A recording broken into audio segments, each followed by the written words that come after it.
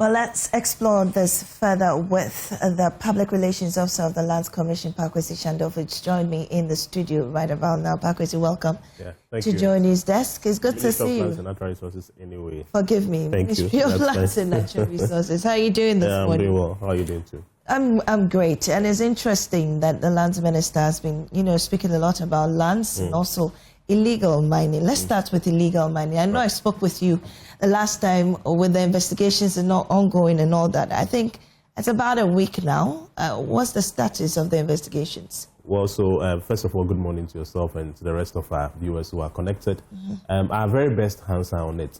The last time we spoke, I indicated that the process that has been kick-started to bring clarity to the matter is a very rigorous one, because if you saw the explanation from the Assembly, we were of the view that the payment, predates even they are coming into office. It's something that has been there for a very long time.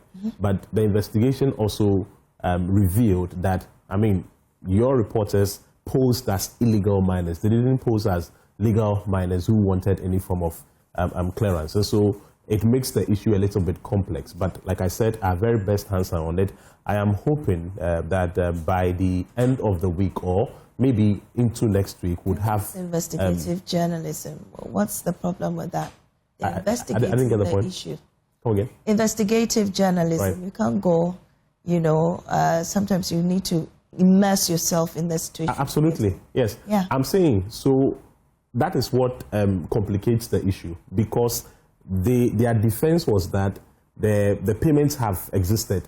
It's something that is part of their IGFs. But the other side of the story is that the investigation proved that those who made the payments posed as illegal miners. So illegal miners making payments. Clearly, if we are to go by that, if you're an illegal miner, you're not even supposed to make any payments in the very first place. So that against their defense clearly creates a situation that has to be investigated. That's the point I was making. And I'm saying that in the very short while, hopefully by close of week or maybe even next week, I'm very confident that we'll have closure on that matter. But let me emphasize what the Deputy Minister said. He indicated that anybody who is found culpable would surely be dealt with. That is an assurance that we can certainly give to the Ghanaian people. And also focusing on the fact that if DCs, are found culpable in that situation, they'll be, dealt with. Is it a situation that or have heard that more people or more DCs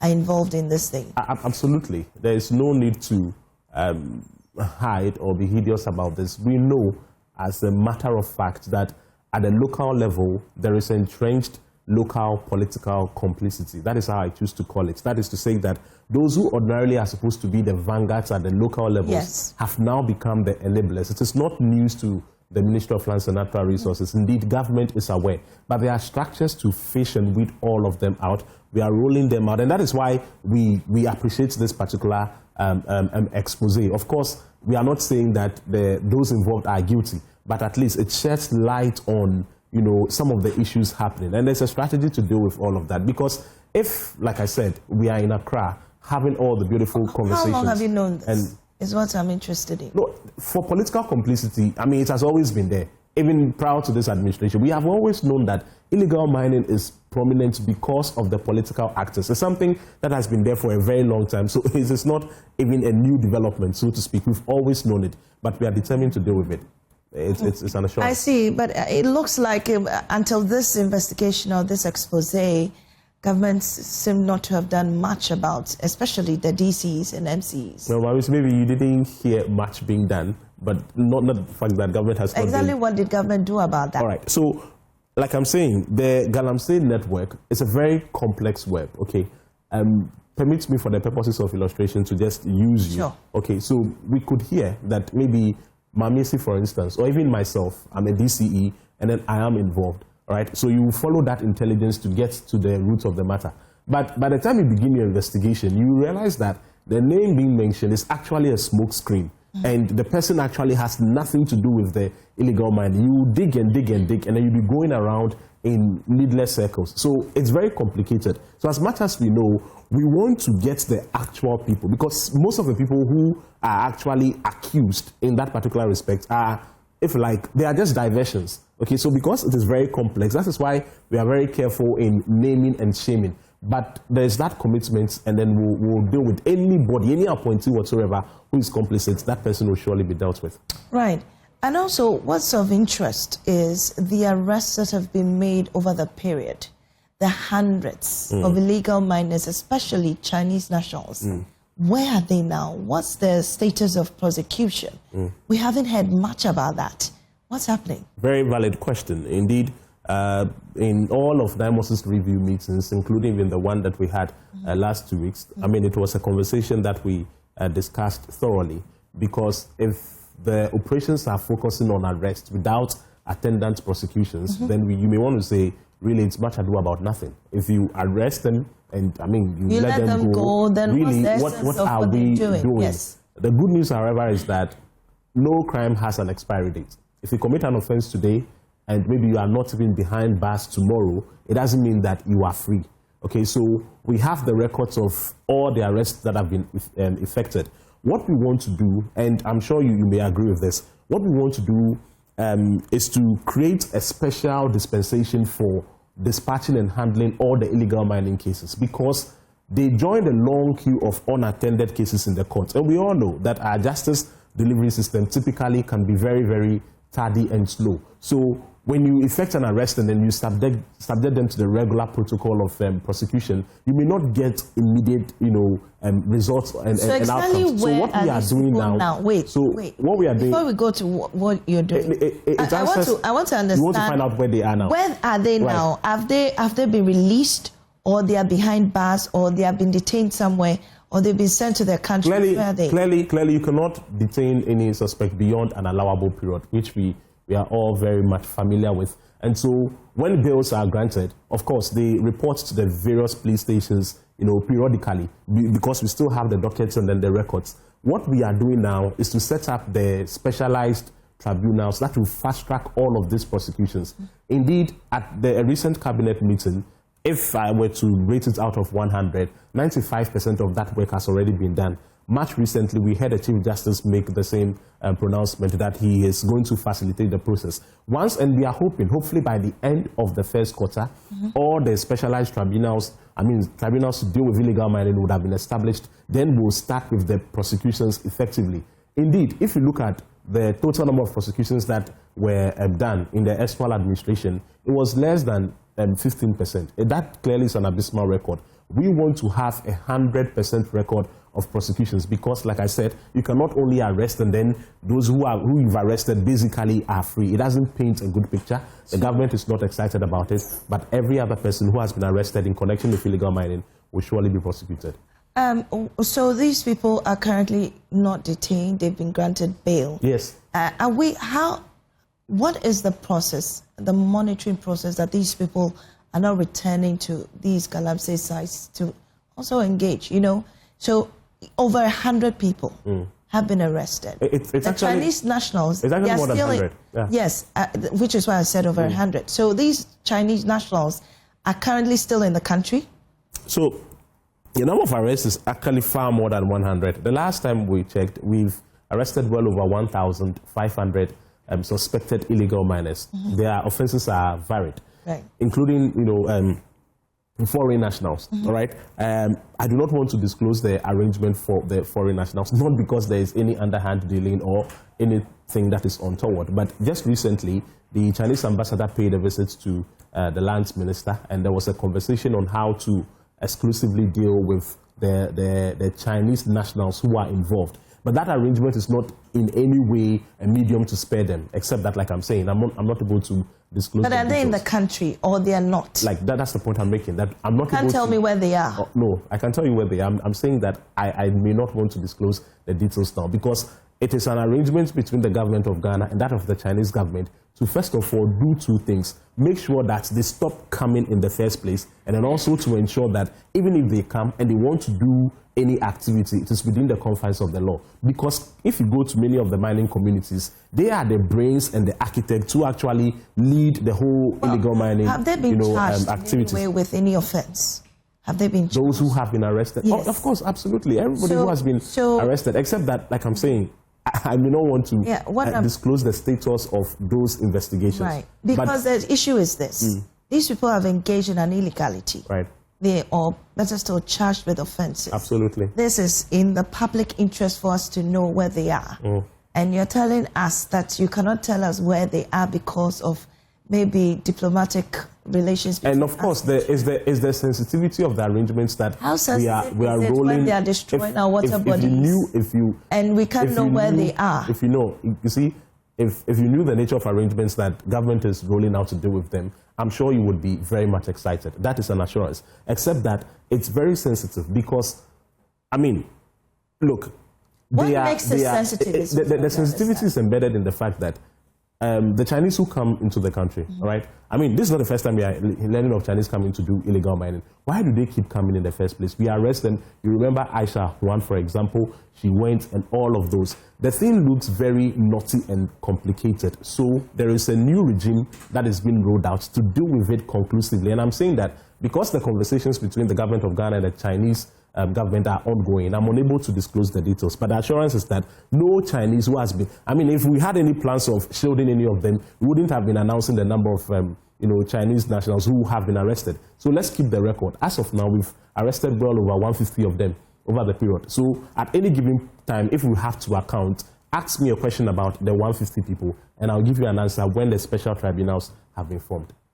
The Ghanaians who are also part of these dealings, where are they now? How are we able to track that these people granted bail do not return? No, they do not return because the routine that they are normally subjected to is that they report to their respective police stations almost every day. For the illegal miners, is consistent. I mean, the track on them, I mean, is a very effective one. So they are not out of sight at all. We are just waiting for the tribunals to be established, then the effective prosecution. Just before we go to the issue of the lands, there are also those that are arrested who pose as national security, guarding these, Galamsey operators. How are you dealing with such persons? I mean, they are not engaged in the illegality in itself, but they are becoming imposters of a national institution. Now, how do we identify national security operators from fake ones? Well, so, and I'll say this advisedly.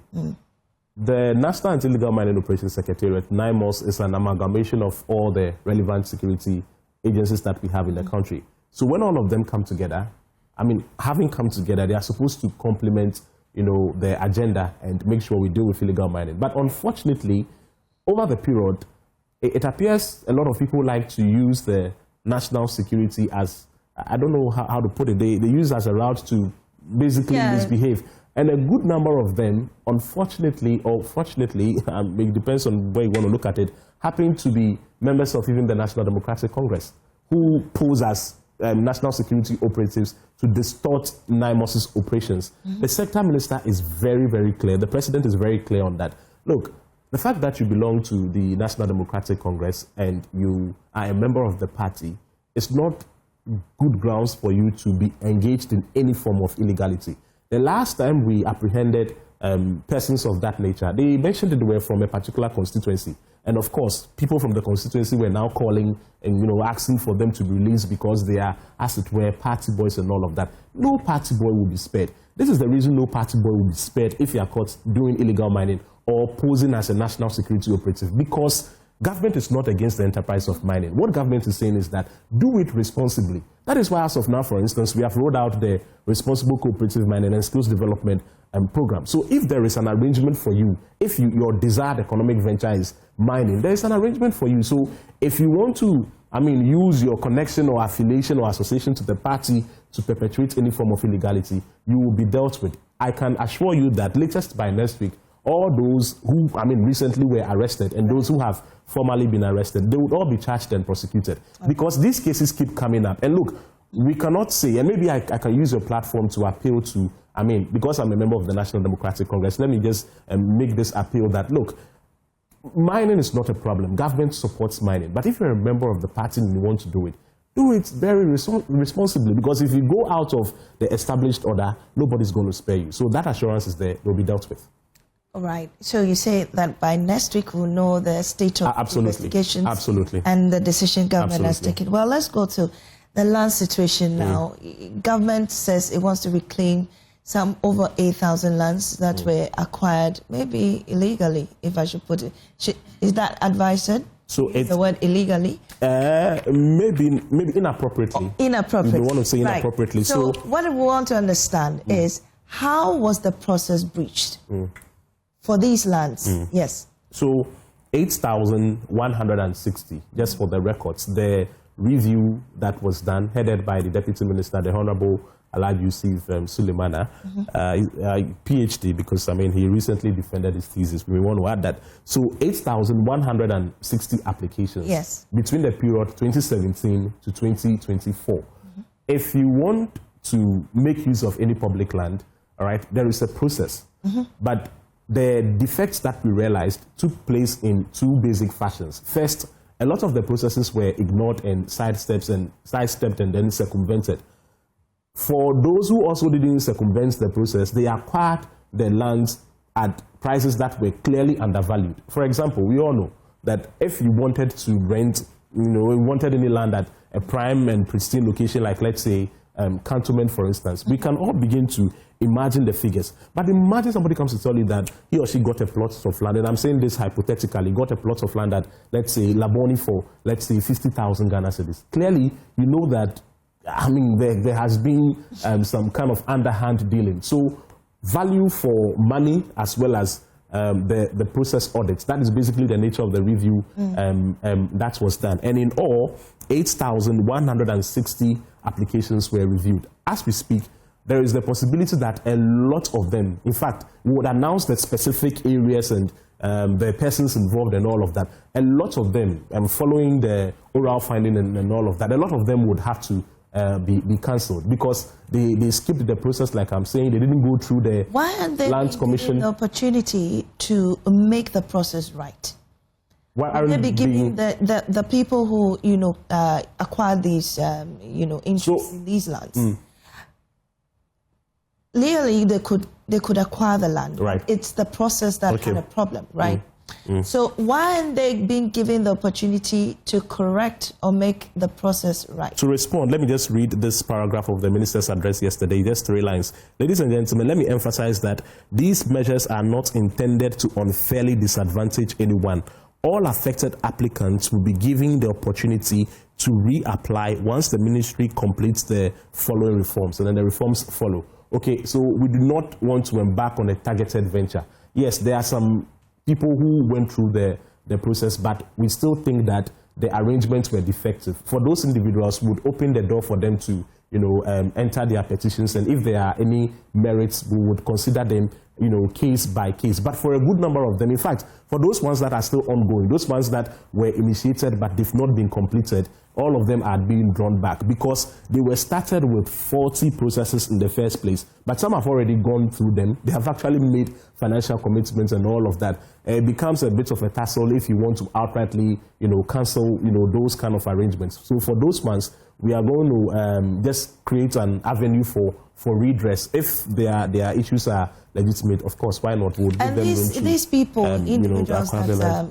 acquire these lands, are they public or are they private citizens, or these are government officials? It's a combination of the two. There are some who are politically exposed. There are some private citizens like myself, and we are private citizens, right?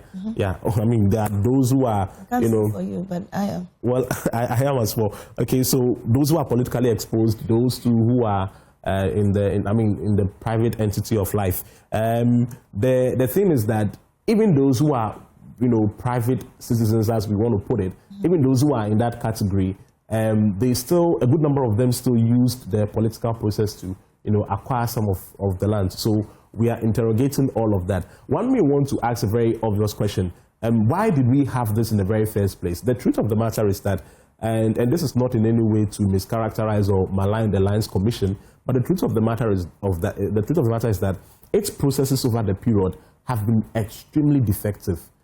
Here in Ghana, if you are talking about any organization, right, any public agency that often is accused of, and I think we can agree on this as journalists, any outfit that normally corruption is very endemic, a lot of people mention the Lands Commission. They say that, look, as for Land Commission, if you go, just go and see Officer A or ABC person and all of that, they will sort you out. And it has become a huge problem. Look, every now and then, people come to the ministry with all sorts of petitions. I acquired my land, this person brought this and all of that. The reason that has existed is because the processes over the period have been particularly flawed, especially between 2017 to 2024. Now, the reason is that, they are not running a digitalized system. So, as of now, the Minister, Honorable Amakofibua, has, through negotiations with, of course, the Finance Minister, now the IGFs that they generate at the Lands Commission, it would be fully retained at 100%. 67% of the 100 would now be pumped into digitalizing their processes, so that if Mamesi, for example... Before we come there, can I conclude in just 10 seconds? Sure. So that if you want, maybe you are engaging in any kind of land transaction, you don't have to know Kofi or call Ama whatsoever. Everything would be formalized online, and then it takes away the human elements that fuel corruption. Which is a great, measure to take on there. But let's agree on this. We know that we can agree that there are laid down processes to acquire land, right? We agree on that. Yeah. So definitely the processes you admit was breached. Yeah. Okay. What has happened to those people who, facilitated those breaches, especially at the Lands Commission? Valid question. Anybody who has been an enabler of any faulty process would also be dealt with. Now, the review that we are doing, again, let's understand. I mentioned that... Do we at least know the individuals that perpetrated this? Investigations are still ongoing, and so I would not want to... But you've been able to know that this number of lands, you've been able to know that these individuals are behind this, right, and you still haven't been able to, establish that these individuals at the Lands Commission, facilitated this? Of course, anybody who has been behind the illegality is known, because they are humans who work in offices. But I'm saying that because the process of inquiry and probing is still ongoing, it would be a bit too prejudicial to start mentioning names now. Because clearly, if there is an illegality that has been committed in any form, somebody would have signed a document, somebody would have sidestepped a process, somebody would have breached or circumvented a particular protocol. So you can clearly get those names and then, attach them to, the wrong that has been done. And we have all of that, but it's a bit too early. When we get to the stage where we are publishing the specific lands that are going to be withdrawn and all of that, I'm sure all of these things will be put out. How long will this take? It's just a matter of... Is what we are interested in. So the public lands... Absolutely. The committee was formed on the 10th of June, 5th of June, Thursday, 5th of June 2025. That was last year. But we have so many, leases. Like I said, the review considered 8,160 across the length and breadth of the country. So many lands were considered. And so looking at the volume of the tax at hand, it's a bit difficult to assign a specific timeline. But maybe let's give ourselves a year after the committee was established. So the 5th of June, right? So let's say by maybe mid-year, I'm sure we would have been able to do all of this. Because what we also don't want to do is to appear to be targeting people. This is not an enterprise of political witch hunting, where it appears you are looking for who is in this party and then you just want to embarrass the person publicly and all of that. But that's not the point here. The point is about somebody perpetrating an illegality, exactly, or breaching a process. You don't want it to We're not look targeting political. anyone, but yes, there's somebody behind, absolutely, who is engaging in under-dealings that is affecting everybody here. I pay taxes. I'm sure our viewers also pay taxes. Absolutely. But I wouldn't be given that opportunity to pay 50,000 cedis for a public land in a prime area.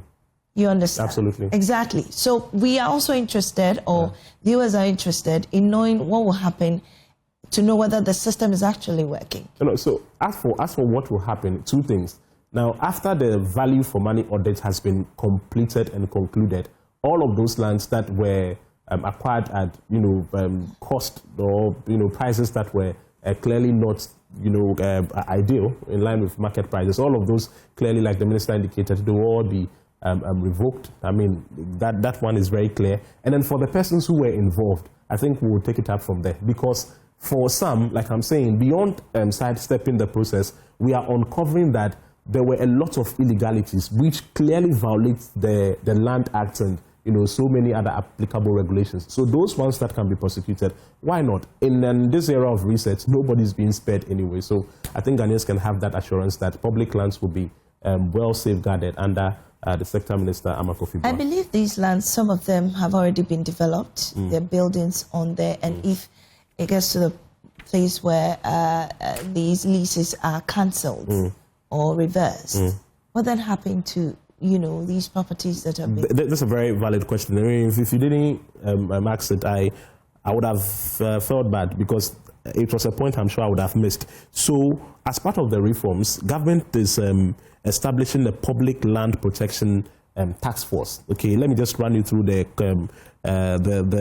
personnel who comprise the task force. So the Ministry of Lands and Natural Resources will be represented, the Ministry of Works, Housing and Water Resources, Lands Commission, Ghana Police Service, and then a selected private sector holder with relevant technical expertise. So this is what they will be doing.